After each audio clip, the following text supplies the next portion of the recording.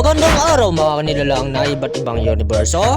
Tinawag ko kayo rito dahil may kakaibang suliranin na tatalakayin natin. Suliranin? Tungkol saan po?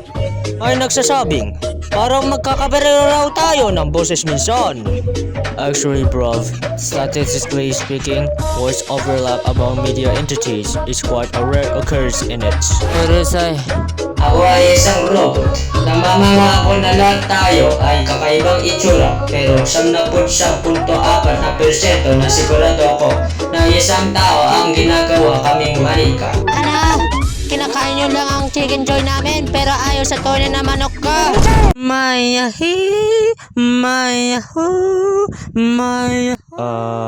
Parang di niya kami pinapakinggan. Romania! Wala ka! Pagpupulang na ito!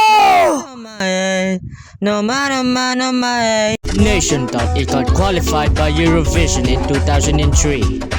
Toyo ko to. Kuto na rin gawa kahit di ka na yo. Baka nga ating mga itsura din. Ginoon na isang pares ng takapag-process. Baka mag-isa lang siya. Bukuha, baka dyan na ino yo. Hindi naman kita kinakausap. Isa po kanya tunay na manok ka. Mas masarap pa ito kaysa sa aming manok na pangit sa aming taloo laman. Pero, maayos lang naman siguro kung may magkakaparehong takapag-boses. Iba-iba rin naman tayo nagpagkatao eh. Grabe! Nagiging banuman nila lang natin. Huwag kayo mainip dahil kailangan natin ang hanapin ng tao na mumuno na boses natin. I'm going to college. The voice actors an Irish citizen who dwells in the stunning landscape of Galway. Masterotate ano ni? Sinong tumawag sa akin na ako si Romania?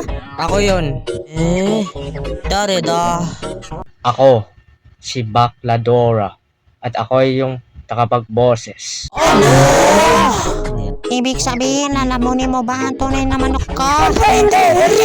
Talagang gusto ko lang makita ang kasintahan ko. Sangayon ako sa akin pa-uwi. Sandali lang mga tawan. Muntik ko na malimutan. Sus! Lawson! Has ba totoong manok?